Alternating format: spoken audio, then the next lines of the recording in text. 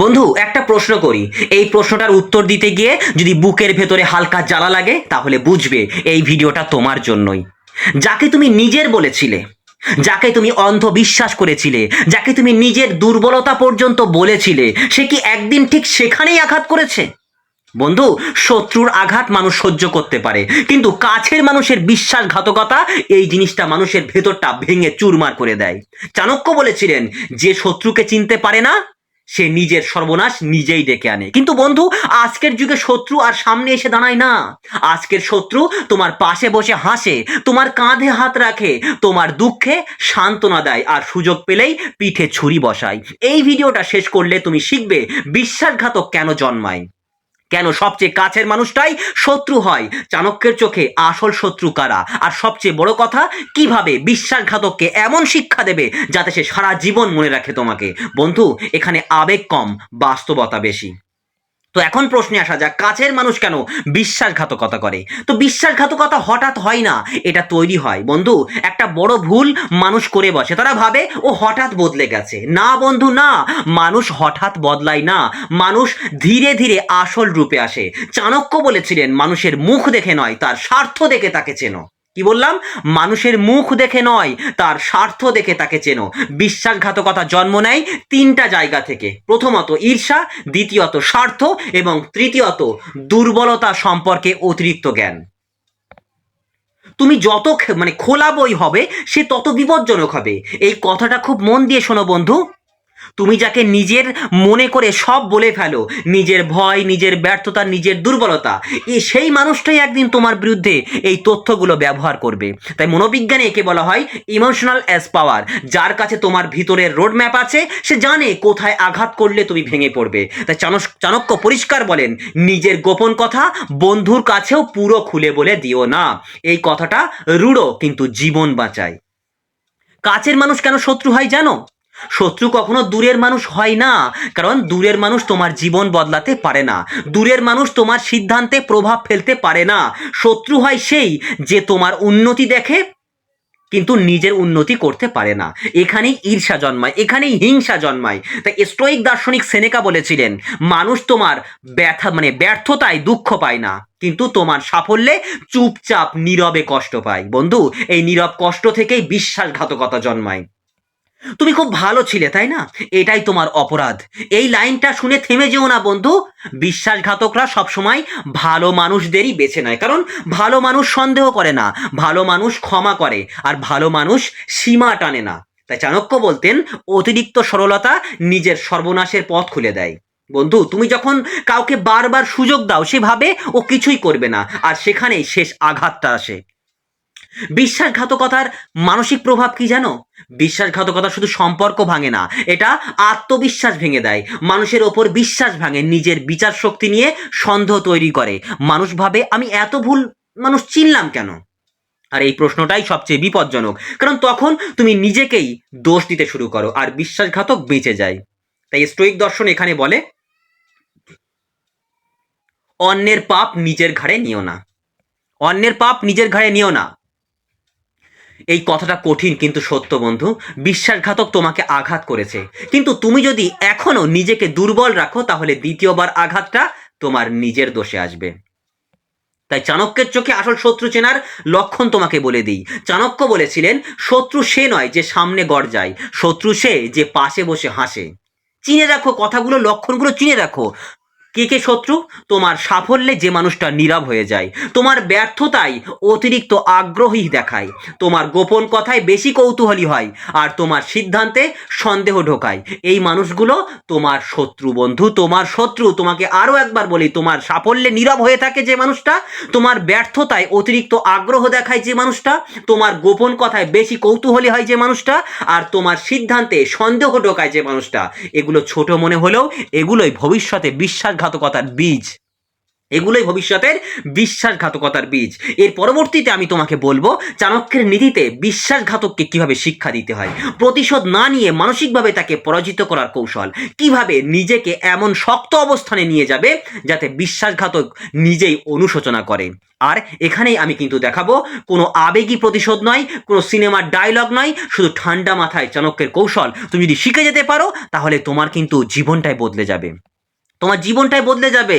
তো চলো শুরু করা যাক বিশ্বাসঘাতককে ঘাতককে শিক্ষা দেওয়ার চরম কৌশল। প্রথমত, সবচেয়ে জরুরি সত্য, বন্ধু একটা কথা খুব মন দিয়ে শোনো, খুব মন দিয়ে শোনো, প্রতিশোধ আবেগের কাজ আর শিক্ষা দেওয়া বুদ্ধির কাজ। যে মানুষ আবেগে প্রতিশোধ নেয় সে হালকা হয়, সে অনুমানযোগ্য হয়, সে নিজেই নিজের ক্ষতি করে। চাণক্য স্পষ্ট বলেছিলেন শত্রুকে আঘাত করো না যখন তুমি রেগে আছো। কি বললাম? শত্রুকে আঘাত করো না যখন তুমি রেগে আছো, আঘাত করো তখনই যখন সেই শত্রু নিশ্চিন্তে আছে। আজ থেকে তুমি রাগে নয়, কোথায় চলবে? নীতিতে চলবে। স্টেপ 1, বিশ্বাসঘাতককে শত্রু হিসেবে স্বীকার করো। একদম বন্ধু, এখানে 90% মানুষ ভুল করে। তারা ভাবে ও তো এমন ছিল না, পরিস্থিতি খারাপ ছিল তাই হয়তো একটু খারাপ করে ফেলেছে। না বন্ধু না, চাণক্য এখানে একদম নির্মম। যে একবার বিশ্বাসঘাতকতা করে সে আর ভুল করে না, সে সিদ্ধান্ত নেয়। তাই স্টোইক দর্শন বলে মানুষকে যেমন তারা তেমন ভাবেই দেখো, যেমন তুমি চাইছো তেমন ভাবে দেখো না। আবারও বলছি, মানুষকে যেমন তারা তেমন ভাবেই দেখো, যেমনটা তুমি চাইছো অমনটা করে দেখো না। আজ থেকে তাকে আর কাছের মানুষ ভাববে না, শত্রুকে বিশ্বাসঘাতককে তাকে আর কাছের মানুষ ভাববে না, তাকে ভিলেন বানাবে না, তাকে ভাববে একজন সচেতন শত্রু। এই মানসিক পরিবর্তন ছাড়া পরের ধাপে যাওয়া যাবে না। স্টেপ 2, তথ্য বন্ধ করে দাও, একদম ইনফরমেশন কাট অফ করে দাও। বন্ধু এটা সবচেয়ে গুরুত্বপূর্ণ ধাপ। বিশ্বাসঘাতককে সবচেয়ে বেশি শক্তি দেয় তোমার খবর। আজ থেকে তোমার পরিকল্পনা গোপন থাকবে, তোমার কষ্ট নীরব থাকবে, তোমার আনন্দ সীমিত থাকবে। কার সামনে? ওই শত্রুর সামনে। মনোবিজ্ঞান বলে যার কাছে তথ্য নেই সে ক্ষমতাহীন। অবশ্যই যার কাছে তথ্য নেই, তোমার সম্পর্কে কিছু জানতে পারছে না, সে তো ক্ষমতাহীন হয়ে যাবে। তাই চাণক্য বলতেন শত্রুর কাছ থেকে শক্তি কেড়ে নিতে চাইলে প্রথমে তার তথ্যের উৎস বন্ধ করে দাও, তোমার সম্পর্কে সমস্ত তথ্য উৎস তার প্রতি বন্ধ করে দাও।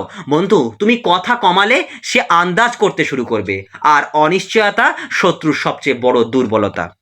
স্টেপ 3, পাওয়ার সাইলেন্স। হ্যাঁ, নীরবতা দিয়ে আঘাত। এই ধাপটা সবচেয়ে মারাত্মক। বন্ধু তুমি যদি অভিযোগ করো, প্রশ্ন করো, বোঝাতে যাও, তুমি তাকে গুরুত্ব দিয়ে ফেলছো। হ্যাঁ, তুমি যদি তাকে অভিযোগ করো, প্রশ্ন করো, বোঝাতে যাও, তুমি তাকে গুরুত্ব দিচ্ছ।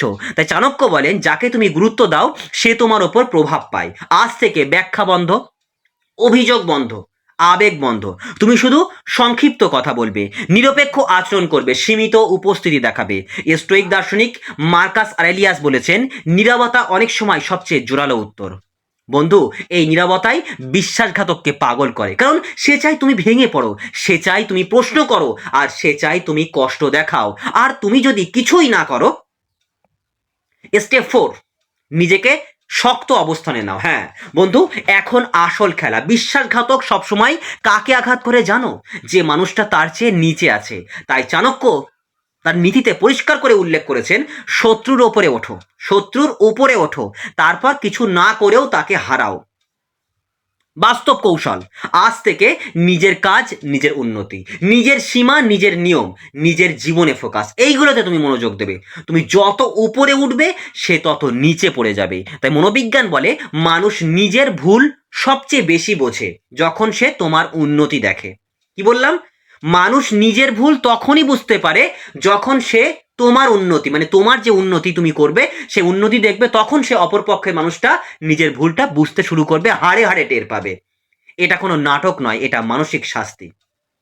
বন্ধু চাণক্য কখনো বলেননি শত্রুকে হঠাৎ ছুঁড়ে ফেলে দাও। তিনি বলেছিলেন শত্রুকে এমন দূরত্বে রাখো যেখানে সে ক্ষতি করতে না পারে কিন্তু তোমাকে দেখতে পায়। শত্রুকে এমন দূরত্ব রেখে দাও সে যেন তোমার ক্ষতি করতে না পারে কিন্তু সে যেন তোমাকে দেখতে পায়, এমন দূরত্বে রাখো। কেন? সম্পূর্ণ কেটে দিলে সে নিজেকে নির্দোষ ভাববে, আর সীমিত দূরত্বে রাখলে সে প্রতিদিন নিজের অপরাধ দেখবে। এটাই চাণক্য কৌশল। বন্ধু বিশ্বাসঘাতককে শিক্ষা দেওয়ার সবচেয়ে বড় উপায় কি জানো? তুমি আর আগের মানুষটা নও। না অভিযোগ, না কান্না, না নাটক, শুধু উন্নতি, নিয়ন্ত্রণ, আত্মসম্মান। চাণক্য বলেছিলেন, শত্রুকে ধ্বংস করতে হয় না, শত্রুকে অপ্রাসঙ্গিক করে দিলেই যথেষ্ট। তাই বিশ্বাসঘাতক তোমার কষ্টে বাঁচে, তোমার নীরবতায় মরে। প্রতিশোধে শান্তি নেই, ক্ষমতায় শান্তি আছে। যে তোমাকে হারিয়েছে সে তোমার পুরনো ভার্সনকে হারিয়েছে, নতুনটা তার জন্য বিপজ্জনক। বন্ধু, আজ যদি তুমি এই ভিডিওটা শুনে একটা সিদ্ধান্ত নাও, তাহলে এই কন্টেন্ট সফল হবে। মনে রেখো, বিশ্বাসঘাতকতা তোমাকে দুর্বল বানাতে আসেনি, বিশ্বাসঘাতকতা তোমাকে বুদ্ধিমান বানাতে এসছে। সবাই বন্ধু না, সবাই শত্রুও নয়, কিন্তু যাকে চিনতে পারো না সেই সবচেয়ে বিপজ্জনক। আজ থেকে কম বিশ্বাস, বেশি পর্যবেক্ষণ, কম আবেগ, বেশি নিয়ন্ত্রণ। আর একদিন দেখবে বিশ্বাসঘাতক কথা বলতে চাইছে আর তুমি আগ্রহই পাচ্ছ না। এটাই জয়। বন্ধু, যদি সত্যিই মনে হয় এই কথাগুলো তোমার ভেতরে কিছু নাড়িয়ে দিয়েছে, কমেন্টে শুধু একটা লাইন লেখো, এই ভিডিওটা চোখ খুলে দিয়েছে। কারণ চোখ খুললে আর কেউ পিঠে ছুরি বসাতে পারে না। তো ভিডিওটি তোমাদের কেমন লাগলো বা কেমন লেগেছে অবশ্যই কমেন্টে জানিও। আর চ্যানেলে নতুন হলে অবশ্যই চ্যানেলটিকে সাবস্ক্রাইব করে আমার পরিবারের সদস্য হয়ে যেও।